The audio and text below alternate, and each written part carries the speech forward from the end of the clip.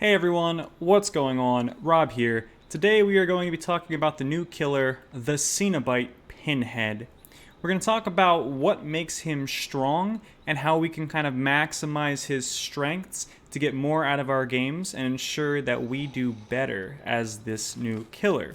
We're also going to be discussing a couple add-ons which might not be completely mainstream yet and about how they can help advance that game plan. As always, if you like this kind of content, hit the like button, hit the subscribe button, let's get started. So first things first, what makes Pinhead strong? Now Pinhead is similar to the pig in that he has a chase-oriented power and also a general game control-oriented power. Just like the pig, his chase power is fairly weak. If a survivor W keys, you don't really gain much ground if you're in the open. It can be used in loops, but it's not always going to guarantee that you get a hit, and they can take actions such as vaulting, dropping pallets, etc. So it's not really guaranteed either way. It's really not that great. It will give you hits in some situations, but it's not very powerful. It's high risk, low to medium reward. You maybe get a hit if everything goes well. Where his power truly comes in is through his secondary slowdown power, the Lament configuration. Now this is kind of binary in how it operates. When you're not in Chain Hunt and when it's charging, it doesn't really do anything. I mean, maybe a survivor will go pick up the box, but doesn't particularly do a whole lot. When Chain Hunt is active, it is incredibly disruptive. You will not be able to do generators effectively or heal effectively. They will take almost twice as long to get those activities done because of the number of times that you will be grabbed and pulled out of the act by the chains. So it is very disruptive. The key to survivors surviving against Pinhead is to stay out of Chain Hunt as much as humanly possible, and the key to succeeding at Pinhead is to keep the survivors in Chain Hunt as much as possible. Pinhead will probably not win on his chase power alone. He needs that Chain Hunt to be active as much as possible. So how do we do this? There's a couple ways. One, we can try to prevent the survivors from getting to the box and successfully cleansing the box or completing the box, whatever you want to call it. Now, an interesting thing that comes up here is that if you can successfully find the survivor who has the box organically, meaning you don't teleport to that survivor, but you can actually find them and prevent them from completing this sort of box solve, and you then can tunnel them or chase them indefinitely, preventing them from getting the box solved, the other survivors will continue to face effects as that was recently changed. Holding the box is not as strong anymore. And if/when you are finally able to down that survivor who has the box, upon hooking them, you will immediately reactivate Chain Hunt because they did not successfully complete the box, and the survivors will then have to go find it and solve it. It will be effectively a 1v3 where the survivors cannot efficiently complete generators, cannot efficiently heal, cannot efficiently pick up survivors off the ground, have a negative chase effect of the chains coming at them, incredibly disruptive, a lot of pressure. So ideally, you are keeping the survivors in Chain Hunt, you're preventing them from solving the box by chasing the survivor who picks up the box. That is when Pinhead is at his absolute strongest. So let's talk about some add-ons that are going to help us get there. Now, Pinhead obviously has some very strong add-ons, such as the Engineer's Fang, where you effectively just injure a survivor who is healthy when you hit him with your power. I'm not going to talk about that for the sake of this video because I think that's just objectively a very powerful add-on. We know it's strong, we get it. What I'm trying to talk about in this video is how to maximize your Chain Hunt, apply pressure to all of the survivors, and win essentially through attrition and just preventing the survivors from completing objectives. So the first add-on, and this is a well-known add-on at this point, is the Iridescent Lament configuration, where essentially the survivors cannot see the box if they are beyond 16 meters from it. This is incredibly strong on those very large maps that killers tend to struggle on. What this is going to do is survivors will either become very inefficient and waste a lot of time trying to search for and find the box, or they will not successfully find the box and they will go into chain hunts. I have had chain hunts last for multiple minutes consecutively while running this add-on. It is insanely strong and it also opens up more opportunities for you to find the box, or for you to, as I mentioned earlier, get in chase with the person who has the box, and that is very strong.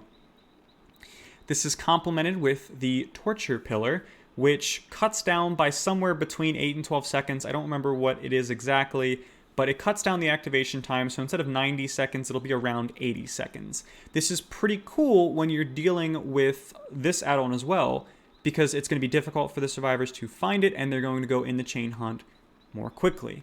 That insane pressure that is generated by a chain hunt, you want to get there faster, you want to hold them in it, and you want to just be unbearable until you eventually wear them down and beat them and can end the game successfully, whether that's by killing a player off or slugging players, potentially creating a 4K slug situation. Either way, no matter how you do it, these two are very effective at getting survivors in chain hunt and making it very difficult for them to get out of chain hunt. The other two add-ons that I want to discuss are kind of weird. They are Larry's Remains and Liquefied Gore. Now this is moderately and considerably increases the time it takes for the survivors to solve the lament configuration.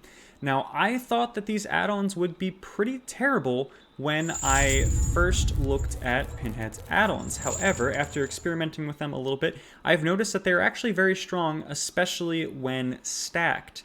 Now, when you remember, the key is you want to solve the box as survivor and you want to end the chain hunt. Not only does that make it take a little bit longer, which whoop-de-doo, survivors who are smart have figured out that when you wait for the killer to pick up a survivor that they've downed to then solve the box, the killer can't teleport to them. If the killer has to walk a significant distance to get to a hook, they might not be able to teleport and you just get a free solve. Now, if the hook is right next to the survivor, maybe you can still catch them and get a teleport off, but usually it's too close and you can't get it. With Larry's Remains and the Liquefied Gore, you can fairly consistently pick up a survivor, and when the other survivor is solving the box, you will be able to reach the hook, put the survivor on it, and then turn around and teleport to the survivor attempting to solve the box. This is incredibly powerful because you have just hooked a survivor, you're in a 1v3, you potentially have a chain hunt active, and then you immediately teleport and begin chase on another survivor.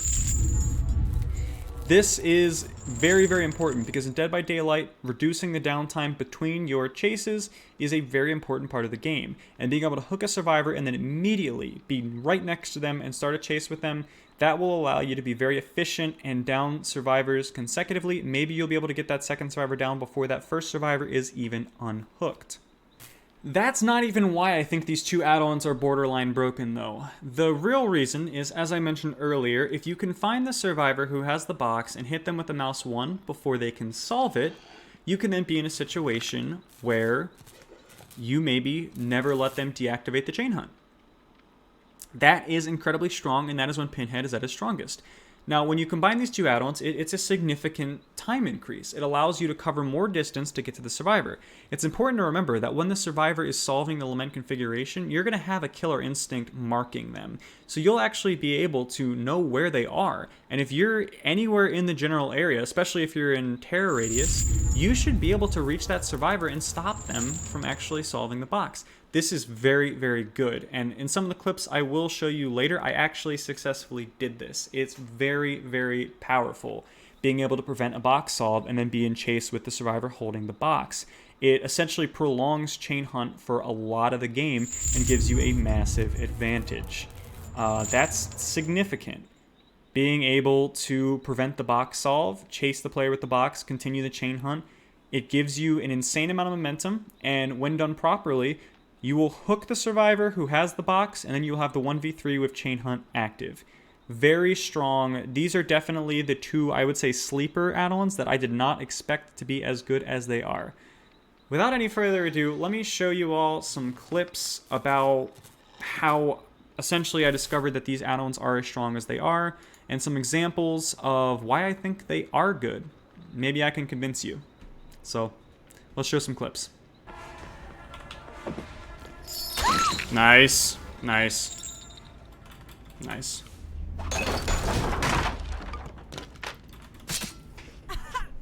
He's fun, though. He's fun. I like his chase I like his chase mechanics. Are they good? No, not really, but they're still fun. God, that extra solve time is nuts, dude.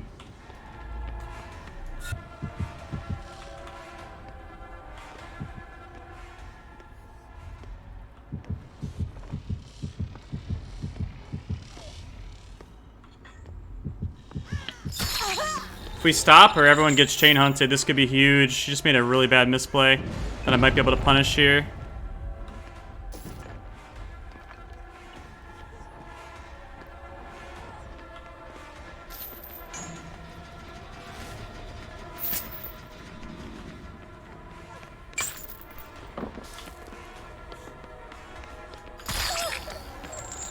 I'm gonna stick to this girl though. I wish she just got nailed.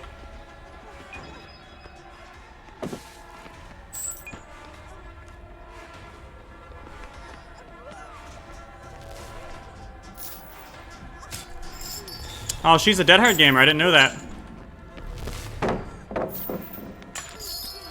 Nice. I think we got her with the surge too. Perfect. That we're safe from. Oh, okay. Cool.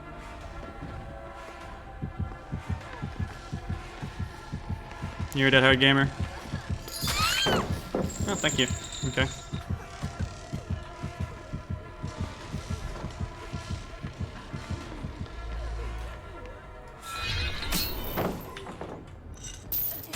Oh. It's going well. It's going well.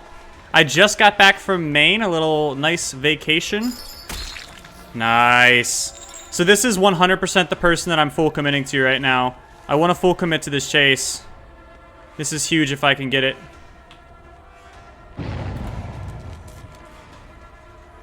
I actually think I just gained by vaulting a window. That's crazy.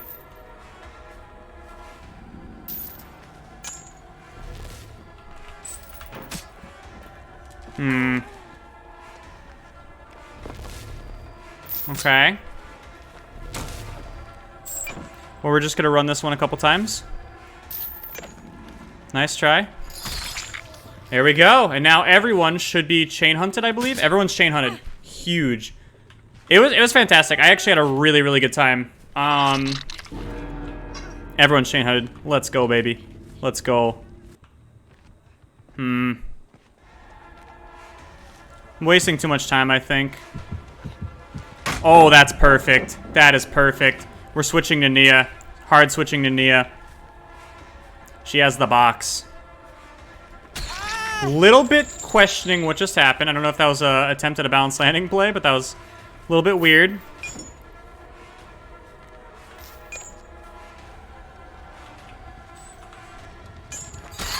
Nice. That's huge value, dude. That's huge value. I also think I got surge value there. I think it's back over here. Yep, it is.